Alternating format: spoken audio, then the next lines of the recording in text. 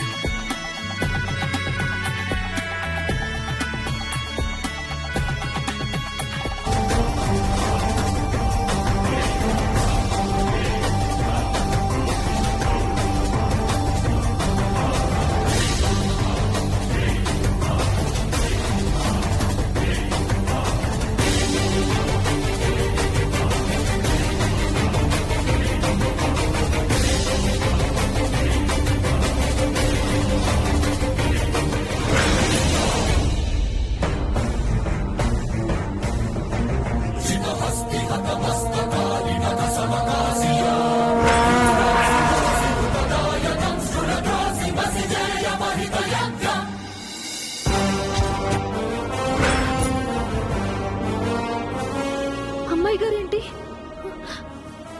కలలో కనిపించినట్టు ఆ చీరలో ఉన్నారు?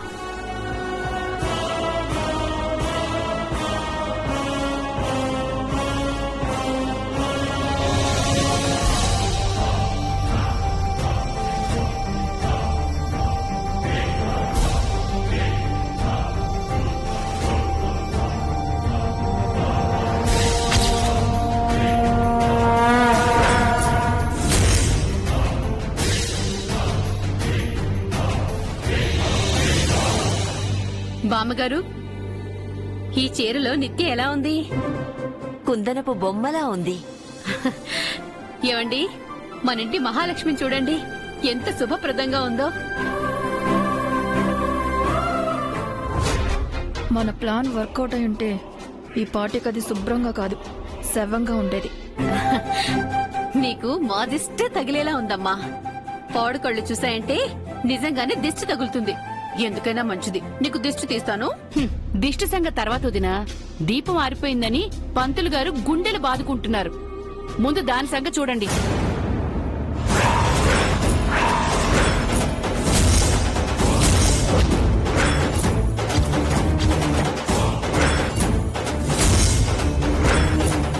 దీపం ఆరిపోవడం ఏంటి?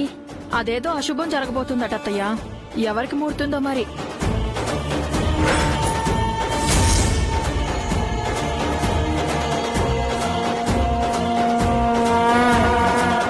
స్వామి, దీపం ఆరిపోవటం నిజంగా మృత్యువుకి సంకేతమా? చెప్పండి స్వామి, జరగబోయే ముప్పు నిత్యక మంగక? ఇనుముతో చేరిన నిప్పు కూడా సమ్మెట దెబ్బలు తిన్నట్టు మృత్యువు ఆ ఇద్దరిలో ఒకరిని బలి తీసుకుంటుందో లేక వారితో ఉన్న అందరినీ కబళిస్తుందో ఎవరికి తెలుసు సీత? భగవంతుడిపై భారం వేయడం తప్ప మనం చేయగలిగింది ఏమీ లేదు. సీతారాముల కళ్యాణం కోసం వచ్చాం. మన క్షేమాన్ని వారే చూసుకుంటారు. పదండి.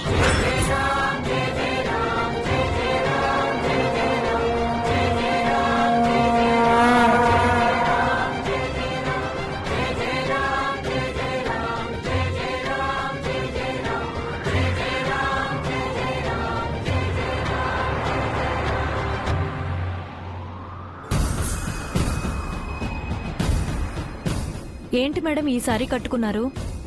కట్టుకుంటే బాగుంది కదా. అది కాదు మేడం, ఆ రోజు మంగ ఇదే సారీలో మీరు దిగిన ఫోటోను చూపించి ఆ ఫోటోని చూడకూడని రీతిలో కల్లో చూసా అని చెప్పింది కదా.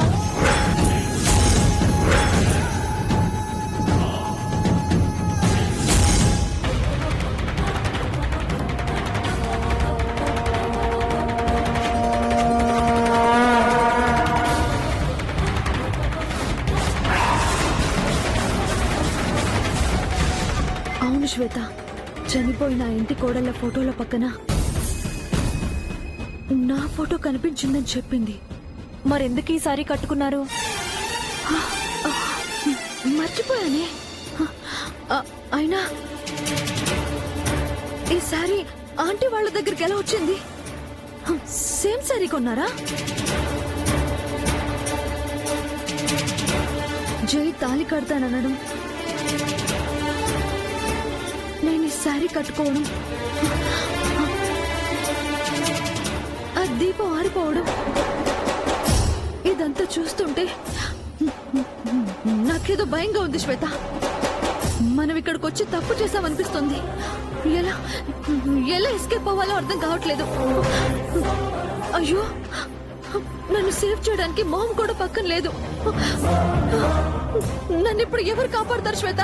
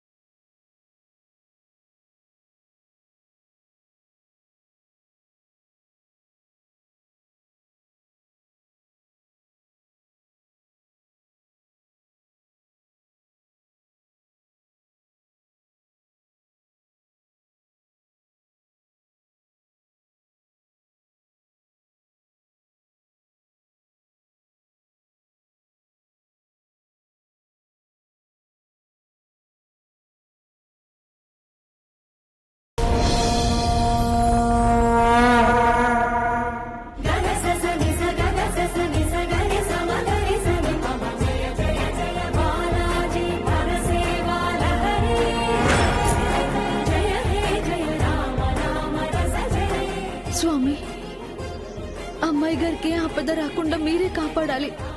కావాలంటే నన్ను శిక్షించండి, కానీ అమ్మాయి గారిని రక్షించండి.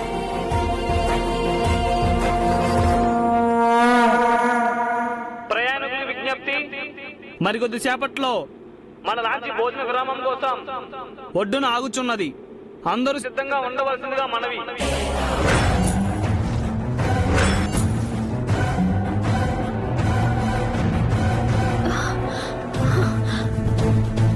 అన్నంలో విషం కలిపి అందరినీ చంపుతానని ఆబుల్ అన్నాడు. ఈ విషయం ఎలాగైనా అమ్మాయి గారికి చెప్పి అమ్మాయి గారిని అందరినీ కాపాడాలి. అయ్యో, ఏం చేయాలి నేను?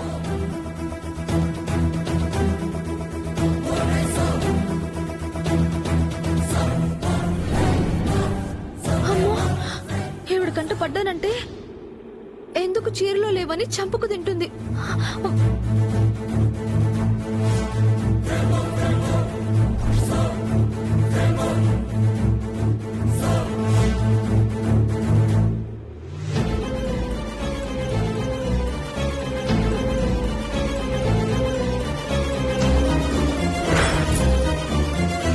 విలువైన సామాన్లున్న గదికి తాళం వేయలేదు, కనీసం గొళ్ళమైనా పెట్టాలి కదా.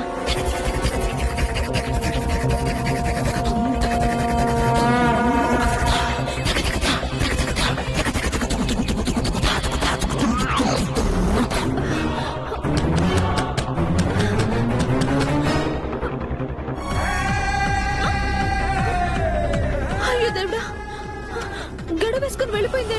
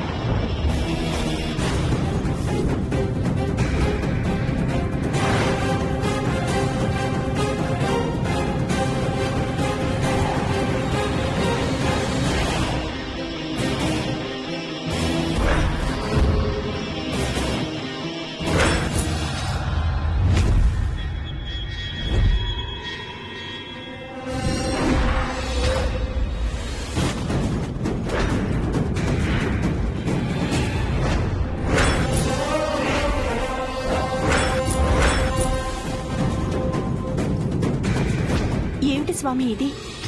ఇటువైపు ఈ దుర్మార్గులు విషాహారాన్ని సిద్ధం చేస్తున్నారు.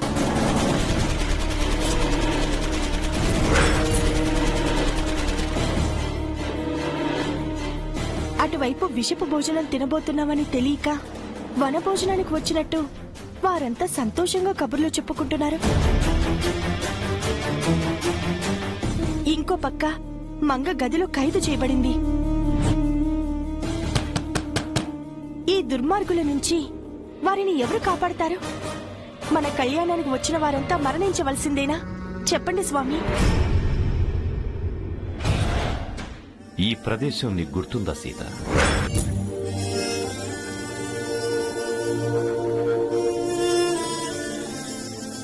పర్ణశాలలో మనం నివసించినప్పుడు వెన్నెల రాత్రులలో ఈ ఇసుక తిన్నెలపైనే మనం విహరించేవాళ్ళం. నేనేం అడిగాను, మీరేం చెబుతున్నారు స్వామి? భద్రుడు ఇక్కడే కదా తపస్సు చేశాడు. ఇచ్చటికి మరికొన్ని క్రోసుల దూరంలోనే కదా భద్రాచలంగా అవతరించాడు. అక్కడే కదా భక్త రామదాసు మనకు గుడిని కట్టించాడు. స్వామి, నేనడుగుతున్నది భద్రుడి గురించో రామదాసు గురించో కాదు, ఈ భక్తుల ప్రాణాల గురించి. ఆ ప్రాణాలంటే గుర్తుకొచ్చింది సీత. ప్రాణాలకు తెగించి రామదాసు మనకు గుడి కట్టించడమే కాకుండా మనకెన్ని నగలు చేయించాడు. తనను తానిషా ఖైదు చేస్తే అక్కడి నుంచి మనకు ఏమేం నగలు చేయించాడు, వాటికి ఎంతెంత ఖర్చయిందో కీర్తనల్లో పాడి వినిపించాడు. గుర్తుందా?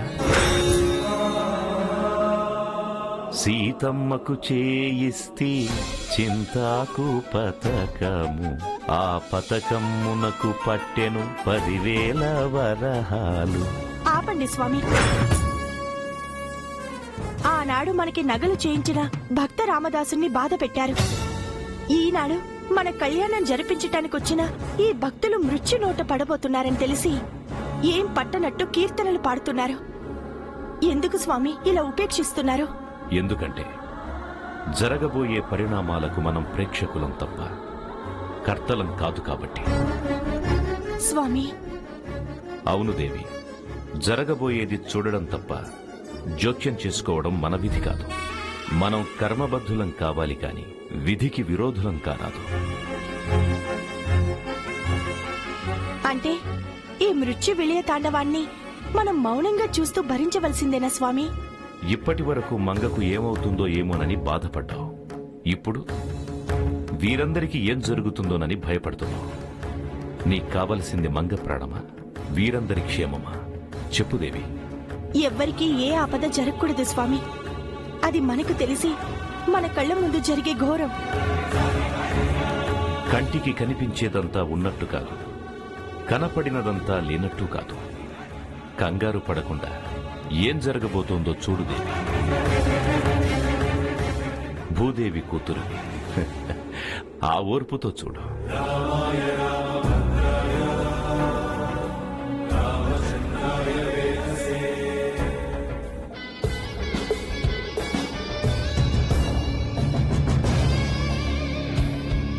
ఏమండి, వంట ఎంతసేపట్లో అవుతుందో వెళ్ళి అడిగి వస్తాను.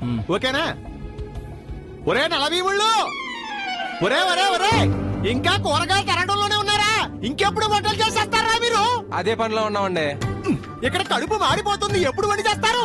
కాసేపు ఆగండి, మొత్తానికి పోతారు. ఏమిటి? అబ్బే ఏం లేదు, ఒక అరగంట ఆగితే మొత్తం వంటలన్నీ పూర్తి అయిపోతున్నాయి అంటున్నాను. ఇంకా అరగంట ఆగాలా? మరి మీరు అడిగినవన్నీ చెయ్యాలంటే ఆగాలి కదా సారు.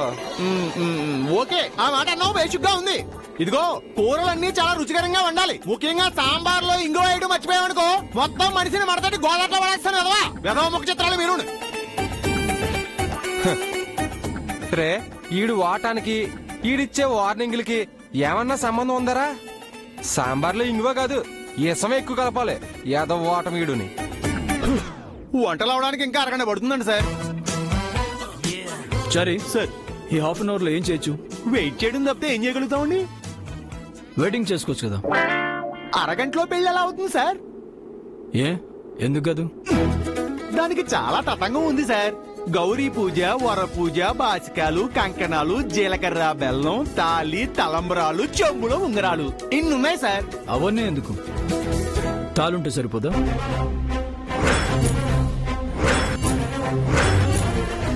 సార్ తాళిని జేబులో పెట్టుకున్నారేమిటి సార్? నిత్య మెడలో కడ్డానికి చారి.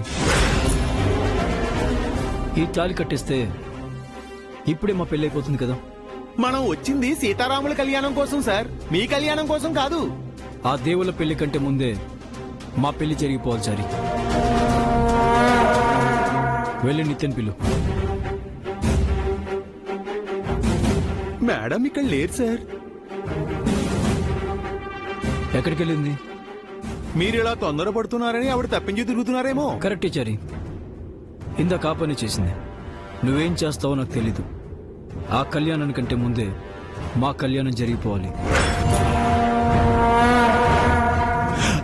నన్ను ఇలా ఇరకాటంలో పెట్టేశారేమిటండి మహాప్రభు? ఇప్పుడు మేడం ఎక్కడున్నారని వెతకాలి నేను? అదు శ్వేత, ఇదిగో శ్వేత, మేడం గారు ఎక్కడా? శ్వేత, నిత్య మేడం గారు ఎక్కడా? ఏమో నాకు కూడా తెలియదు చారి గారు. నీకు కూడా తెలీదా? జేజీ, పిన్ని, నిత్య ఎక్కడ? నిత్య అవును, నిత్య ఎక్కడా? మనతో పాటు దిగలేదా?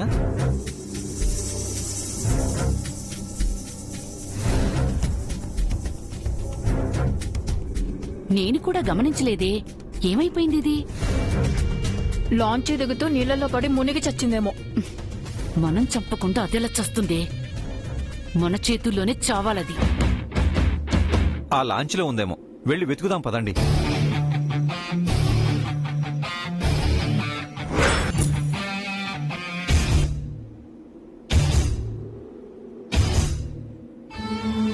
అక్కర్లేదు జనార్దన్, నిత్య వస్తోంది.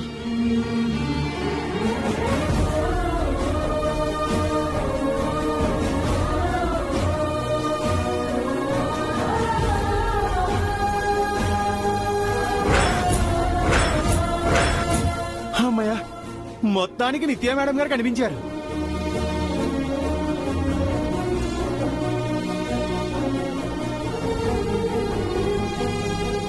స్వప్న, మనం చంపకుండా అది చావదు. మన చేతుల్లో దానికి చావుందో లేదో. చావు ఉంది. మేడం, ఇంతసేపు లాంచీలో ఏం చేస్తున్నారు మేడం? మీరేమయ్యారా అని అక్కడ అందరూ టెన్షన్ పడుతున్నారు. నేనైతే జైసార్ ప్రెజర్ పెడుతున్నారని మీరు పారిపోయారేమో అనుకున్నాను. నేను నిత్య మేడంని కాదు శ్వేత, మంగని.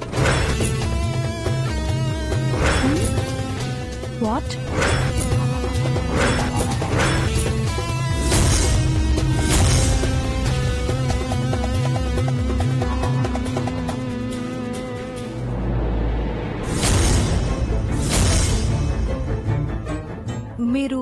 మీరు నువ్వు మంగవా?